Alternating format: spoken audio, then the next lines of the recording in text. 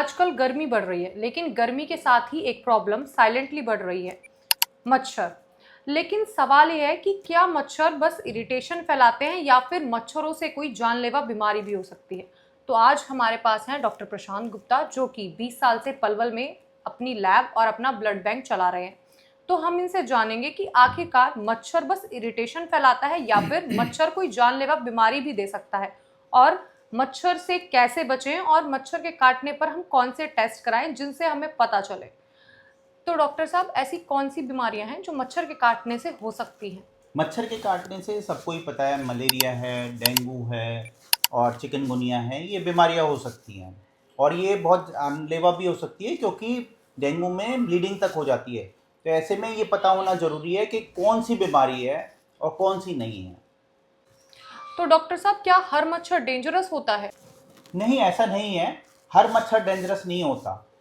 कोई साफ पानी में पनपता है, कोई गंदे पानी में पनपता है। जो चिकनगुनिया और डेंगू का मच्छर है वो साफ पानी में पनपता है, और वो पानी आपके घर में ही हो सकता है। तो इसलिए ये जानना ज़रूरी है कि कौन सा मच्छर डेंजरस है, कौन सा नहीं, किस तरीके की बीमारी किस तरीके के मच्छर से होती है। तो डॉक्टर साहब, डेंगू के सिम्टम्स क्या हो सकते हैं? डेंगू के सिम्टम्स ये होते हैं कि जैसे तेज़ बुखार होता है, ऐसे में बंदे का शरीर टूटने लग जाता है, और या आंखों के पीछे दर्द होता है, और ज़्यादा भयंकर रूप धारण करने के बाद इसमें प्लेटलेट डाउन होता है और ब्लीडिंग हो सकती है। पूरे शरीर में लाल रंग के धब्बे, जैसे कहते हैं, छोटे छोटे पैप्यूल्स बन जाते हैं, जो कि ब्लीडिंग भी कर सकते हैं। तो डॉक्टर साहब, हम मलेरिया को कैसे पहचान सकते हैं? मलेरिया में एक साइक्लिकल पैटर्न होता है। पहले ठंड लगती है, फिर कपकपी के साथ बुखार चढ़ता है, और उसके बाद इसमें पसीना आता है। तो ये साइकिल कई बार रिपीट होती है।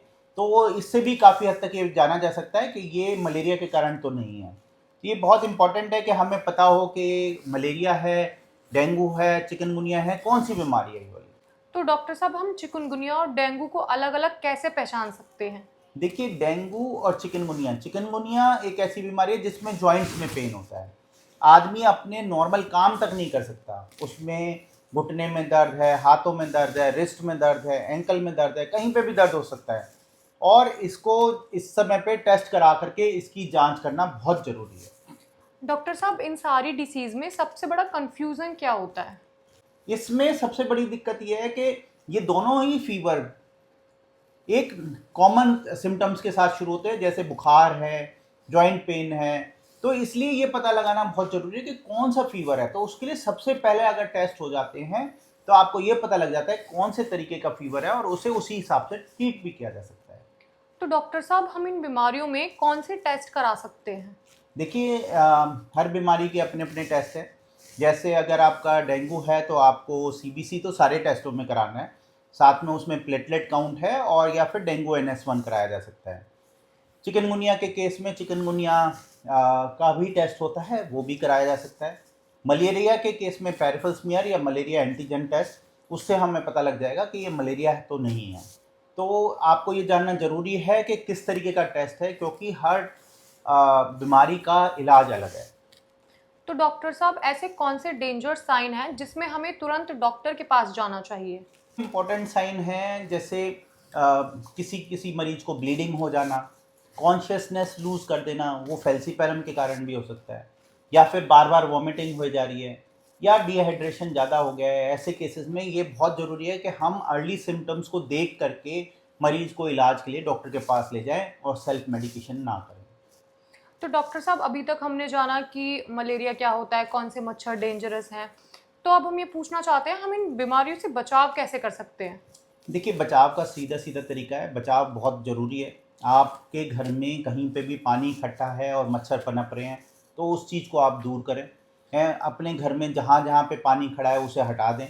आपके अड़ोस पड़ोस में कहीं पे पानी खड़ा है तो वहाँ पे से उसको हटाएं। दूसरा जो है, नेट का इस्तेमाल करें, और मॉस्किटो रेपेलेंट्स का भी आप इस्तेमाल कर सकते हैं। इस बीमारी में जो सबसे बड़ा मिथ है वो क्या हो सकता है? कि इन बीमारियों में सबसे बड़ा मिथ क्या है कि जैसे पपाया है, लीव्स हैं, वो आपका डेंगू ठीक कर देती है। हर बुखार डेंगू होता है, ऐसा नहीं है। कोई मलेरिया भी हो सकता है, टाइफाइड भी हो सकता है। और साथ साथ में हर बार जब प्लेटलेट काउंट कम होगा तो आपको प्लेटलेट चढ़वाने की ज़रूरत पड़ेगी ही पड़ेगी। इवन ऐसा तक देखा गया है कि 20,000 तक प्लेटलेट काउंट कम हो गया और उस मरीज को प्लेटलेट चढ़वाने की ज़रूरत नहीं पड़ी।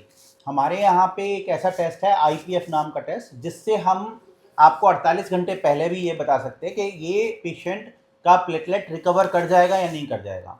तो ये बहुत ज़रूरी है कि आप प्रॉपर डायग्नोसिस के बाद अपना ट्रीटमेंट लें, और अगर प्लेटलेट काउंट कम हो रहा है तो वो IPF नामक टेस्ट से आप ये पता लगा सकते हैं कि हाँ, अब मुझे प्लेटलेट चढ़ाने की ज़रूरत नहीं है। तो ये बहुत ज़रूरी टेस्ट है। तो आज हमने जाना कि मच्छर छोटा ज़रूर है, लेकिन उससे होने वाली बीमारियां बहुत बड़ी बड़ी और डेंजरस हो सकती हैं। मैं डॉक्टर प्रशांत गुप्ता केसी प्रशांत पैथ लैब से आपको ये संदेश देना चाहता हूँ कि मच्छर से बचाव बहुत ज़रूरी है। मच्छर आपको ना काटे, उसके लिए उसके ब्रीडिंग ग्राउंड्स को आप उनको तहस नहस करें। जहाँ जहाँ पे भी पानी इकट्ठा है उसको जो है हर हफ्ते चेंज करें। साथ ही साथ नेट का इस्तेमाल करें, मॉस्किटो रेपेलेंट का इस्तेमाल करें। और भगवान ना चाहे अगर आपको बीमारी हो जाती है और डेंगू फीवर है, ऐसे में घबराएं ना, प्लेटलेट काउंट कम होता है। ऐसे में IPF टेस्ट आपकी ज़िंदगी बचा सकता है, क्योंकि ये टेस्ट आपको बहुत पहले 48 से 72 घंटे पहले ही आपको बता देता है कि आपका प्लेटलेट काउंट रिकवर करेगा या कब करेगा, कब नहीं करेगा। इसलिए बहुत ज़रूरी है कि प्रॉपर डायग्नोसिस ज़रूरी होता है इस केस में। तो ये आपको ज़रूर कराना चाहिए।